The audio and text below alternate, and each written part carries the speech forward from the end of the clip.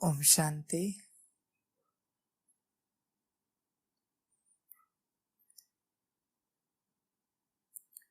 अव्यक्तवाणी 9 जून 1969। सुस्ती का मीठा रूप आलस्य। 30वां पॉइंट है, यह तो निश्चित है ही, आज जो भी सभी बैठे हैं उनमें से कौन समझता है कि हम श्री कृष्ण के साथ पहले जन्म में आएंगे। बाबा कहते हैं यह तो निश्चित है ही, आज जो भी सभी बैठे हैं उनमें से कौन समझता है कि हम श्री कृष्ण के साथ पहले जन्म में आएंगे। बच्चे अपनी अवस्था को चेक करें।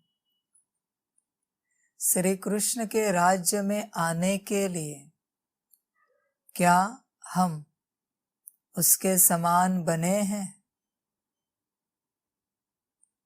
उसके जैसे गुण धारण किए हैं?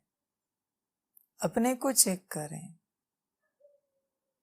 बस मुरली पढ़ने या सुनने की बात नहीं है, यह ईश्वरीय महावाक्य है, धारणा के लिए है, मनोरंजन के लिए नहीं है। तुम्हें सुनने के लिए बहुत अच्छा लगता है इसलिए नहीं है, धारणा के लिए है। यह तुम्हारे अंदर समझ होनी चाहिए कि यह ईश्वरीय महावाक्य है। तो बाबा पूछ रहे हैं, क्या तुम्हें लगता है कि तुम श्री कृष्ण के साथ जन्म लोगे? तुम अपने को चेक करो। तुम कितने साल से ज्ञान में हो?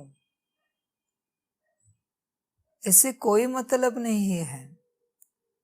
तुम ज्ञान में आकर कौन सी सेवा कर रहे हो, इससे भी कोई मतलब नहीं है। तुम ज्ञान में कौन से पद पोजीशन पर हो, इससे भी कोई मतलब नहीं है। तुमने श्री कृष्ण समान कितने गुण धारण किए हैं, यही सबसे महत्वपूर्ण बात है। तुम चेक करो।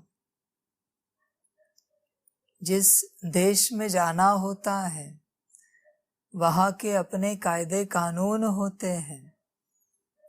तो अगर श्री कृष्ण के राज्य में जाना है तो उस राज्य के भी तो कायदे कानून हैं,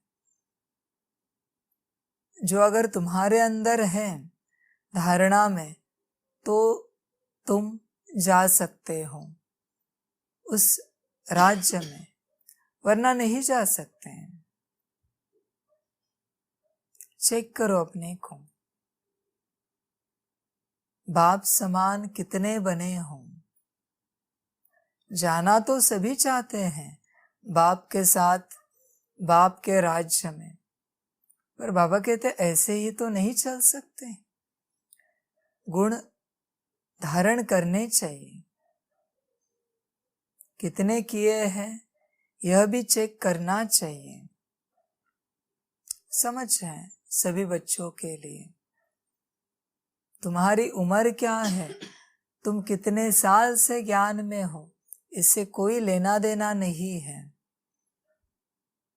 तुमने ज्ञान कितना धारण किया है, यही सबसे महत्वपूर्ण बात है। वरना अगर 86 साल पूरे हुए हैं यज्ञ को और तुम 86 साल से ज्ञान में चल रहे हो और गुण एक भी नहीं है, तो करेंगे क्या तुम्हारा?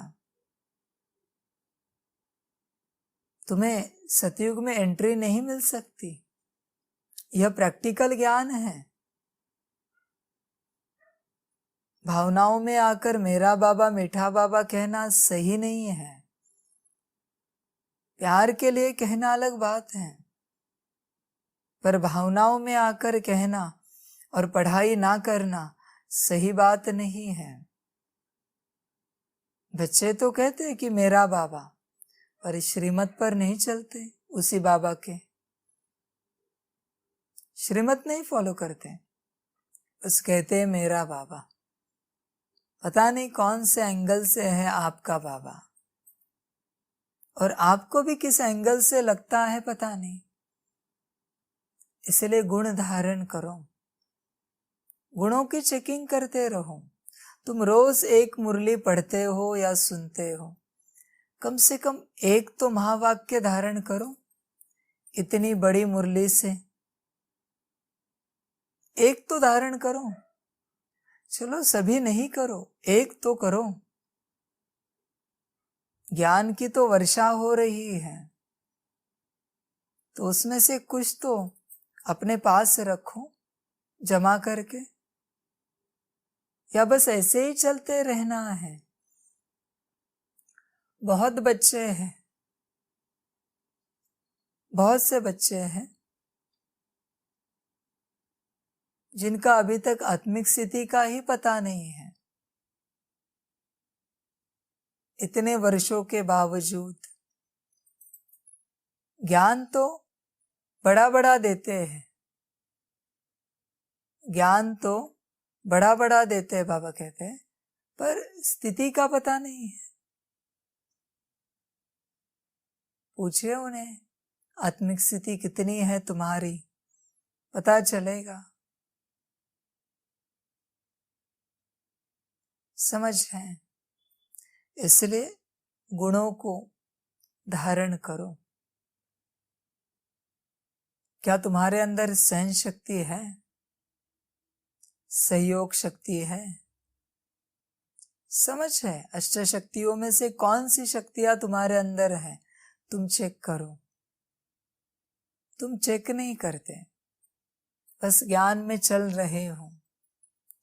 क्या तुमने समर्पण किया है ब्रह्मा बाप समान, मम्मा समान? कहते हो कि हम सतयुग में जाएंगे, यह बस तुम्हारे सपने हैं। सतयुग में जाने के लिए बहुत बड़ा क्वालिफिकेशन लगता है, कहने से नहीं जा सकते। क्वालिफिकेशन दिखाओ और पास लो, पासपोर्ट लो, वीजा लो, जो चाहे लो, क्वालिफिकेशन दिखाओ। समझ है बच्चों के लिए? बस ओम शांति कहने से कुछ नहीं होता, अंदर में आत्मा शांत स्वरूप होनी चाहिए, वरना अंदर में है अशांत और कहते हैं ओम शांति। बाबा कहते समझो ज्ञान को। बच्चे अध्यात्म की राह पर चलते चलते कब बच्चों को स्पिरिचुअल स्ट्रेस क्रिएट हुआ उन्हें भी पता नहीं चला।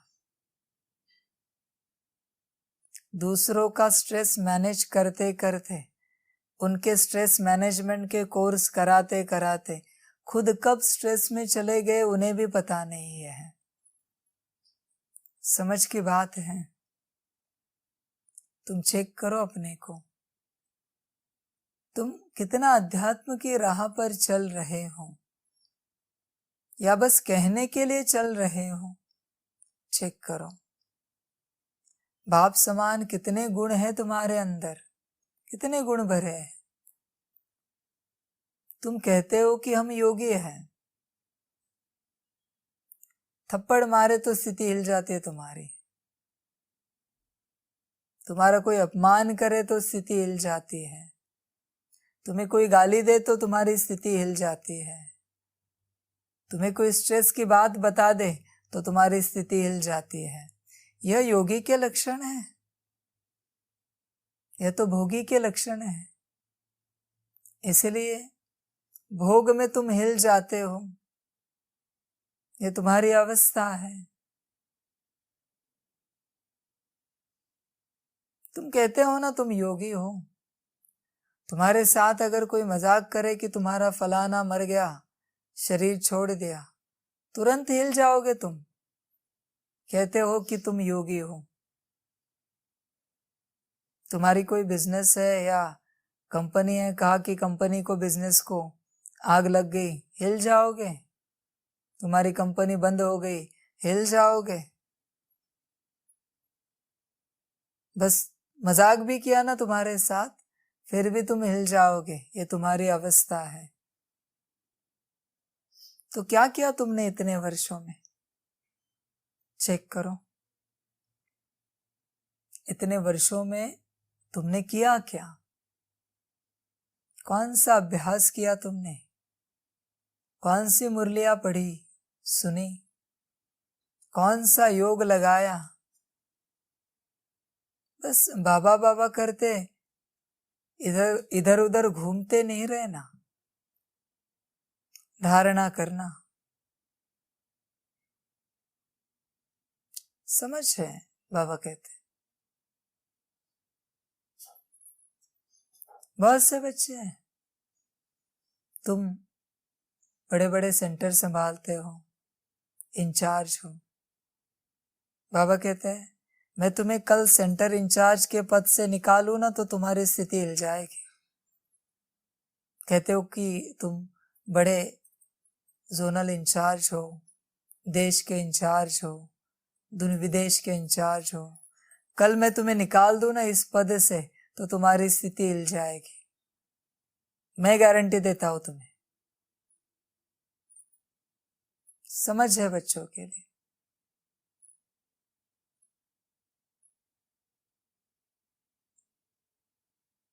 वरना तुम्हें लगता है ना कि नहीं हिलेगी। अच्छी बात है, प्रिपरेशन करके रखो, मैं आ रहा हूं, देखता हूं मैं भी।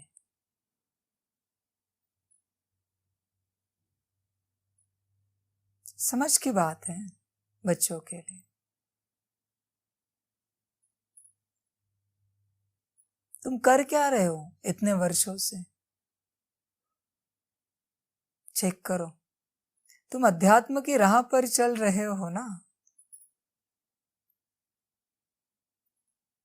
तो कहाँ है तुम्हारा अध्यात्म, और उसके गुण कहाँ है तुम्हारे अंदर? चेक करो।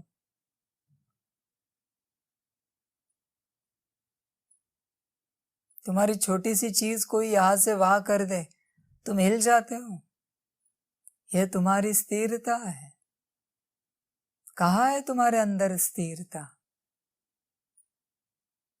समझ की बात है बच्चों के लिए। अध्यात्म के नाम पर खुद को फंसाना नहीं, सही दिशा में चलते रहना। आध्यात्मिक हो ना तो सही दिशा में चलते रहना। हर सेकंड, हर मिनट, हर घंटे, हर दिन तुम अपने विकास को चेक करते रहना। समझ है बच्चों के लिए?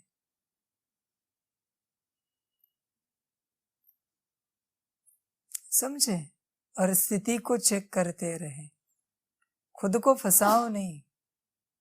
ठीक है, दूसरों का तो कुछ जाएगा नहीं, ये तुम्हारी अपनी राह है।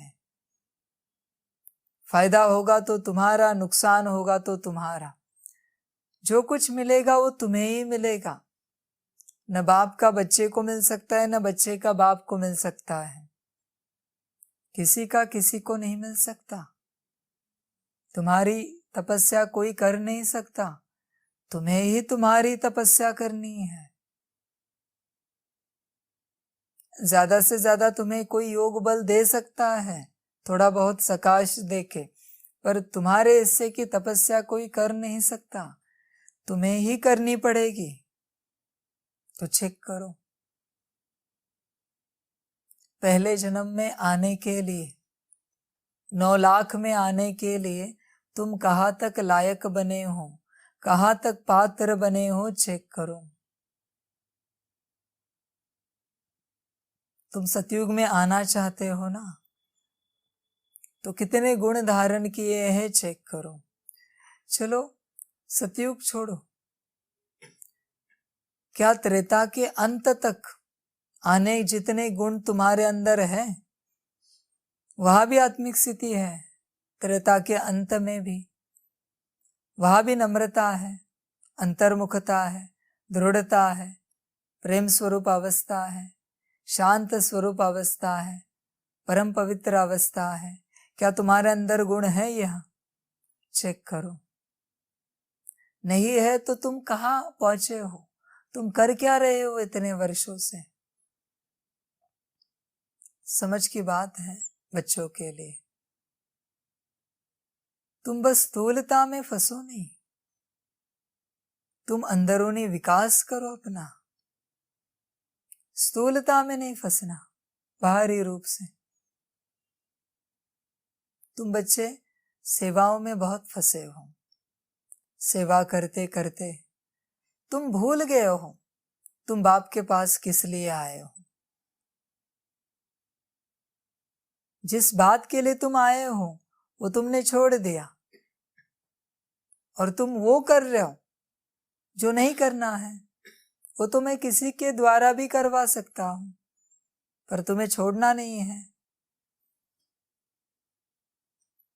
समझ की बात है।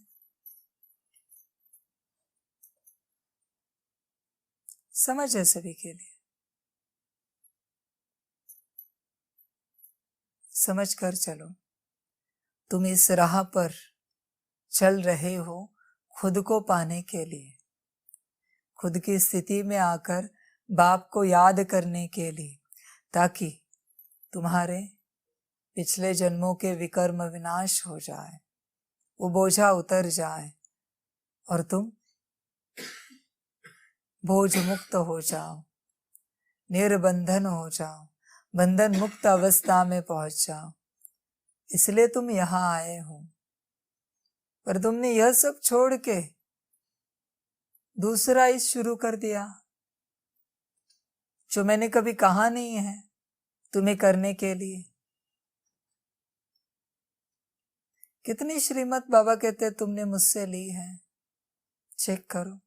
सेवाओं की कितनी सेवाएं तुम अपनी मर्जी से करते हो, चेक करो। जितनी सेवाएं तुम अपनी मर्जी से करते हो वो उसके लिए तुम जिम्मेवार हो, मैं नहीं हूं। मैंने तो कहा ही नहीं है। मैंने तो यही कहा है कि आत्मिक स्थिति में आओ और मुझे याद करो परम धाम में आत्मा समझ के। और तो कोई बात मैंने कही नहीं। समझ की बात है। बाकी आत्मा समझकर याद करते करते तुम्हारे विकर्म जब विनाश होंगे, तुम पावन बन जाओगे, तब तुमसे जो सेवा करानी होगी मुझे, मैं करा लूंगा। पर तुम ये छोड़ के उसके पीछे लगे हो।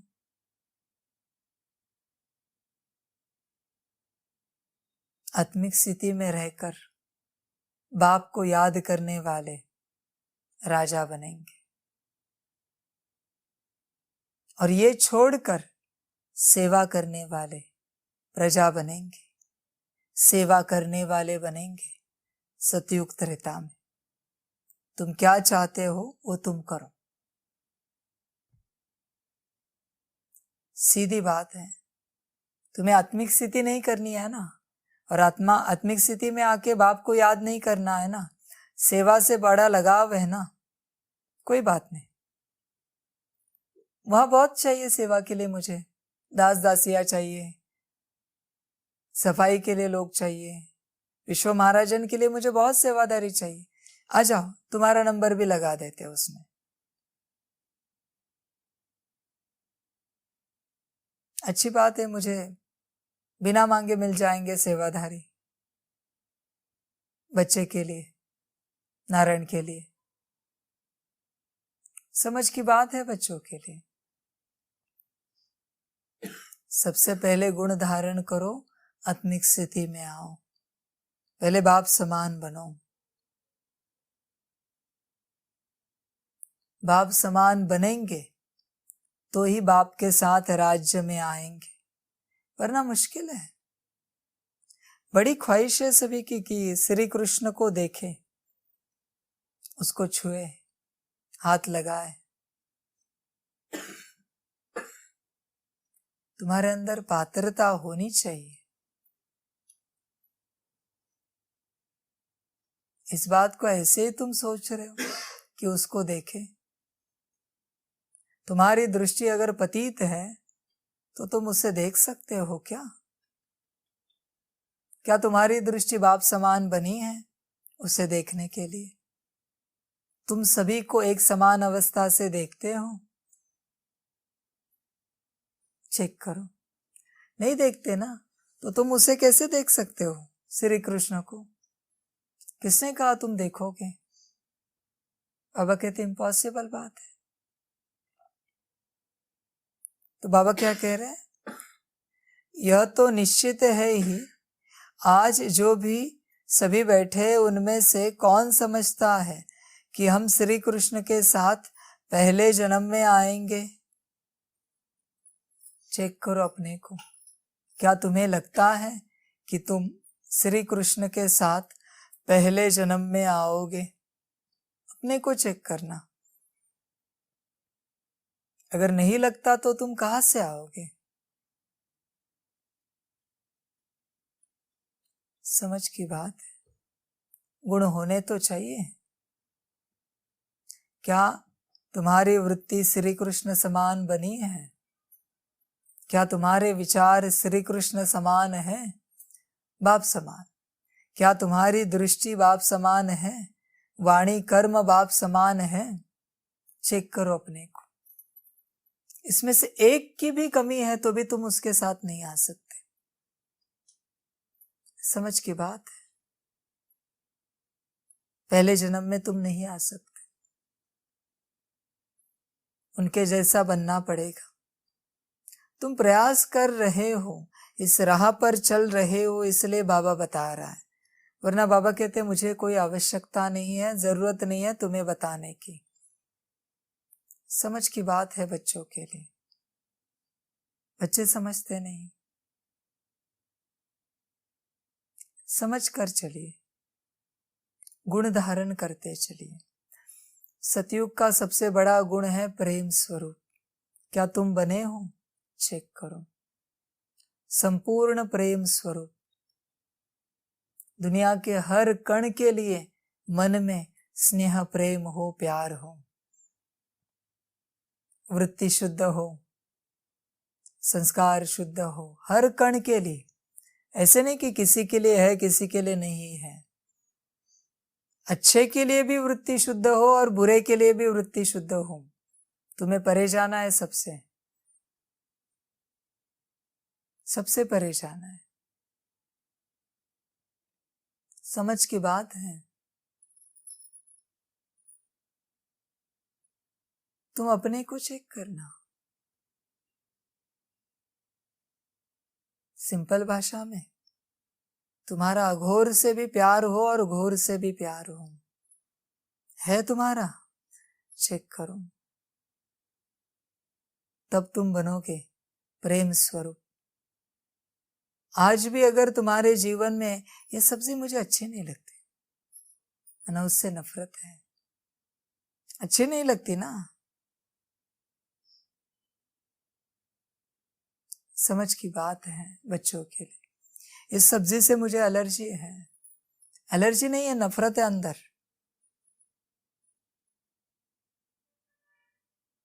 समझ है बच्चों के लिए। तुम चेक करो। समझ की बात है बच्चों के लिए।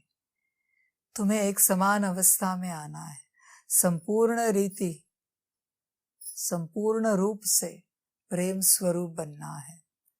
तब तुम सतयुग के लायक बनोगे, वरना मुश्किल है। सतयुग का आदि गुण है प्रेम स्वरूप अवस्था। चेक करना अपने को। तो बाप के साथ अगर पहले जन्म में आना चाहते हैं तो आत्मिक स्थिति में आ जाओ और बाप को याद करके अपने सारे विकर्मों का विनाश करो। थोड़े भी बचे विकर्म तो तुम नेक्स्ट जन्म में आओगे। पहले जन्म में 9 लाख वही आएंगे जिनके सारे विकर्म विनाश होंगे बाप की याद से। बाकी 0.1% भी बचा, फिर भी नेक्स्ट जन्म होगा। पहले जन्म में तुम नहीं आ सकते, क्योंकि कुछ कमी बची है तुम्हारे अंदर। इसलिए बहुत थोड़ा सा समय है, अपनी चेकिंग करो। समय को व्यर्थ नहीं गवाओ, समय प्रति समय अपनी चेकिंग करते रहो। अपने को गुणवान बाप समान बनाते रहो। बस मुरली सुनो नहीं, धारण करो। वरना समय जब सामने आएगा और समय जब हिसाब किताब करेगा, रोओगे तुम कि हमने क्या किया इतने वर्षों में। बहुत नुकसान किया अपना और दूसरों का भी। Waste of time, waste of money, waste of energy, यह किया हमने। इसलिए चेकिंग करते रहो। बस आंखों पर पट्टी बांधकर अध्यात्म की राह पर नहीं चलना, पट्टी खोल कर चलना। पट्टी बांध कर चलना माना बस विश्वास रखा और चलते रहे। प्रैक्टिकली उसका अनुभव करो। बस थ्योरी पर विश्वास मत करो। थ्योरी को सुनो, समझो और अपने जीवन में लाओ और उसका अनुभव करो। समझने की बात है, समझ कर चलिए। तो बाबा कहते बाप समान गुण धारण करो। सबसे पहले आत्मिक स्थिति, फिर आत्मा समझ के बाप की याद। याद जैसे बढ़ती जाएगी, जैसे विकर्म विनाश होते जाएंगे, उस अनुसार गुण अपने आप आते जाएंगे आपके अंदर। बहुत बच्चे हैं जिन्हें श्रीमत नहीं समझ में आती। उसका कारण है योग की कमी, आत्मिक स्थिति में बाप के याद की कमी। उसके कारण श्रीमत नहीं समझ सकते, श्रीमत बुद्धि में नहीं बैठ पाती, क्योंकि योग नहीं है। जहां योग है ना, श्रीमत तुरंत बुद्धि में बैठ जाती है। एक बार बोलने से ही बैठ जाती है, बार बार नहीं बताना पड़ता, क्योंकि उन्हें पता है बोलने वाला कौन है, बताने वाला कौन है, श्रीमत देने वाला कौन है, उन्हें पता है। समझ की बात है। इसलिए बाबा कहते बाप समान गुण धारण करो, बाप समान बनो और बाप के साथ पहले जन्म में आओ, 9 लाख में आओ। वही तो मजा है संगम का, कि 9 लाख में तुम आ सको। वही तो प्राप्ति है संगम की, कि 9 लाख में तुम आ सको। वही तो सच्ची क्रिएशन है जो तुम देख पाओगे। समझ है बच्चों के लिए, तो समझ कर चलो। तो बाबा कहते यह तो निश्चित है ही, आज जो भी सभी बैठे हैं, उनमें से कौन समझता है कि हम श्री कृष्ण के साथ पहले जन्म में आएंगे? चेक करो, क्वेश्चन मार्क है बाबा का, चेक करो। और अगर अभी भी लगता है कि हम नहीं आ पाएंगे, तो अपने को पात्र बनाओ श्री कृष्ण के जैसा, गुणवान बनाओ, बाप समान बनाओ और आगे बढ़ते रहो। कल्याण हो तुम्हारा संगम में। आगे बढ़ते रहो, संगम को सफल करो। बहुत अनमोल समय है। आत्मिक स्थिति में रहो और बाप की याद में रहो। अच्छा, ओम शांति। सभी बच्चों को बाप के पदम गुणा, याद, प्यार, गुड नाइट और नमस्ते। सदा खुश रहना, मौज में रहना और बाप की याद में रहना। अच्छा, ओम शांति।